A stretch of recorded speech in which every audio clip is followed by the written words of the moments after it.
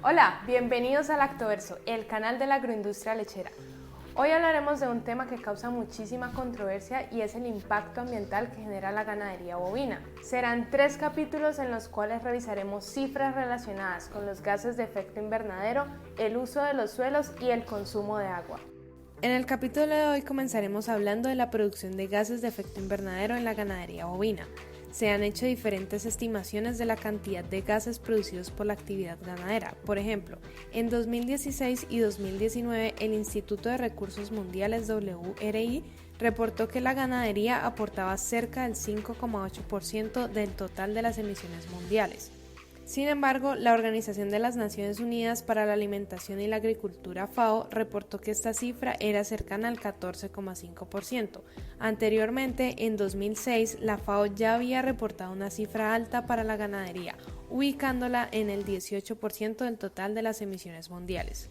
La diferencia es que en los dos reportes de la FAO se dio un enfoque de ciclo completo, es decir, en él se incluían las emisiones causadas por el procesamiento de fertilizantes, de concentrados, el transporte y los cambios en el uso de la tierra debido principalmente a la deforestación para ampliar los campos de pasturas.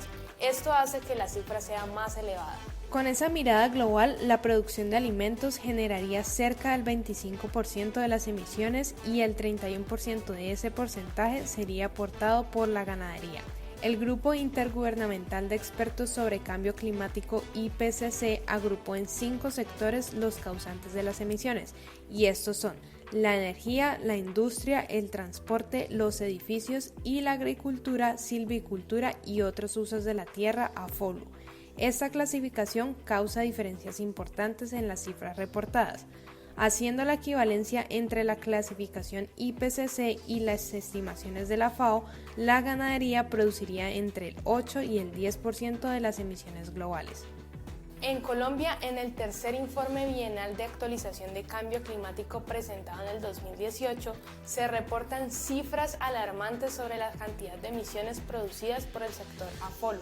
Del total de las emisiones del país, el 59% provienen del agro. La ganadería aporta el 25% de esas emisiones y son generadas en un 91% por los bovinos.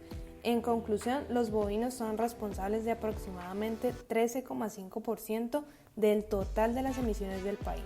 No podemos esconder que de todas las actividades ganaderas, la bovina es la que más gases de efecto invernadero produce. Según datos de la FAO, el ganado vacuno produce el 62% de todas las emisiones producidas por los diferentes tipos de ganados. Estas emisiones se originan principalmente de 4 procesos. La fermentación entérica, que hace referencia al metano que se genera en la digestión, es decir, los eructos. Aquí la calidad de la alimentación está estrechamente relacionada con la cantidad de gas que se produce. Dietas ricas en fibra tienden a aumentar las emisiones. La gestión del estiércol. El volumen de las emisiones dependerá de cómo se trata el estiércol en las fincas. En general, si se almacena en estanques o lagunas, producirá niveles más altos de emisiones. La producción de forrajes y concentrados. Estas emisiones provienen de la expansión de pasturas y tierras de cultivo, de la fabricación y aplicación de fertilizantes nitrogenados y pesticidas para dichos cultivos, el procesamiento y el transporte. El consumo de energía en toda la cadena de producción. Aquí entra la maquinaria agrícola, procesado y transporte de los alimentos para los animales, la iluminación, ventiladores, etc. utilizados en las fincas. Desafortunadamente, en América Latina y el Caribe tenemos el nivel de emisiones más alto para el sector ganadero, debido principalmente al cambio en los usos de la tierra relacionados con la deforestación y la expansión de los pastizales. Adicionalmente, nuestros sistemas productivos en su mayoría son de alta densidad animal, pero baja productividad. La ganadería extensiva ha sido uno de los principales contribuyentes al impacto ambiental que genera la actividad ganadera, debido a la deforestación y degradación del suelo. Se estima que 1/3 de las emisiones del sector ganadero en Latinoamérica provienen de la deforestación de áreas boscosas para la expansión de terrenos de pasturas.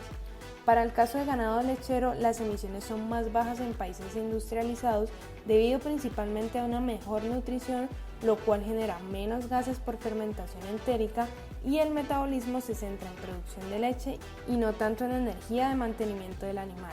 Pero no todo puede ser malo. Hablemos ahora de las cifras positivas. Para el caso de Colombia, cerca del 40% de las absorciones de gases de efecto invernadero se dan por los pastizales y tierras de cultivo. Veamos también que la productividad por animal, en este caso de leche, se ha incrementado a lo largo del tiempo, es decir, producimos más leche con menos animales, lo cual se traduce en menos emisiones. Aquí tomamos como referencia a Estados Unidos y Reino Unido. Esto lo podemos corroborar en la siguiente gráfica, en la cual vemos que las emisiones aumentan conforme disminuye el promedio de producción de leche por vaca.